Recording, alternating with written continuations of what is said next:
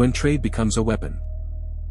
Stop me if you've heard this one before. We're now engaged in a trade war with China. Actually, you probably haven't heard this one before. I'm not talking about Donald Trump's clumsy tariffs aimed at reducing America's trade deficit.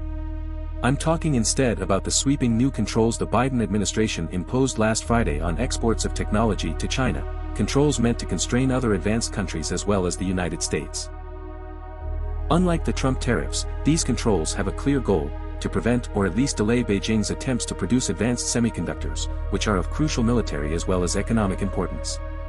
If this sounds like a very aggressive move on the part of the United States, that's because it is. But it needs to be put in context.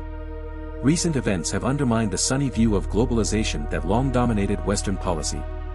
It's now apparent that despite global integration, there are still dangerous bad actors out there, and interdependence sometimes empowers these bad actors.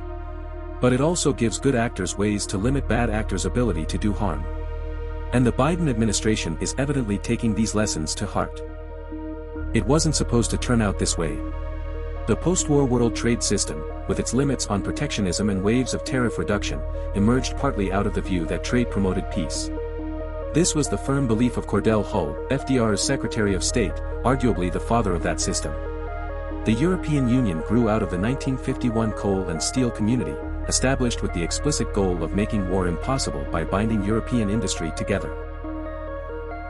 Later, Germany would promote economic links with Russia and China under the doctrine of Wandel durch Handel, change through trade, which asserted that integration with the world economy would promote democratization and rule of law. Obviously it didn't work. Russia is led by a brutal autocrat who invaded Ukraine. China appears to have retrogressed politically, moving back to erratic one-man rule. And rather than forcing nations to get along, globalization seems to have created new frontiers for international confrontation. 3 years ago, the international relations experts Henry Farrell and Abraham Newman published a prescient paper titled Weaponized Interdependence: How Global Economic Networks Shape State Coercion. They argued, in effect, that conventional trade wars, in which nations try to exert economic power by restricting access to their markets, are no longer where the action is.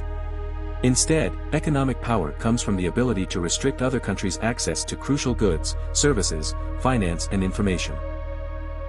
And much of this new form of power rests in the hands of the West, especially the United States.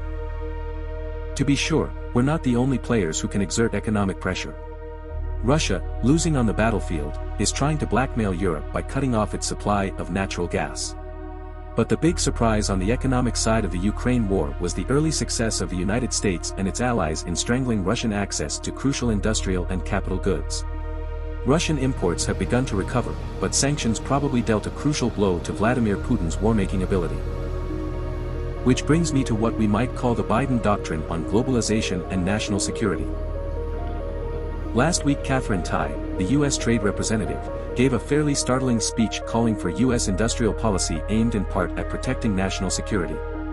She denounced China's state-directed industrial dominance policies and declared that the efficiency gains from trade liberalization cannot come at the cost of further weakening our supply chains and exacerbating high-risk reliances.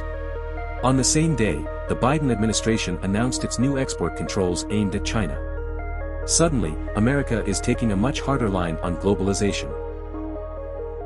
I don't have any inside information on what is driving this change in policy, but it seems likely that it reflects both a new appreciation of global dangers and increased confidence in America's ability to exercise economic power. On one side, Handel evidently hasn't produced Wandel. Putin's Russia is or was deeply integrated with the world economy. It has also tried to conquer its neighbor and is committing horrific war crimes. A Chinese invasion of Taiwan would be deeply self-destructive. That doesn't mean that Xi Jinping won't try it. On the other side, the early success of sanctions against Russia was a demonstration of Western and especially U.S. economic power. So, in a way, was an earlier episode, the U.S. imposition of sanctions against the Chinese company Huawei. China didn't strike back, seemingly confirming that when it comes to technology, America still has escalation dominance. Does all of this make you nervous? It should. But as we now know, it's a dangerous world out there, and I can't fault the Biden administration for its turn toward toughness, genuine toughness, not the macho preening of its predecessor.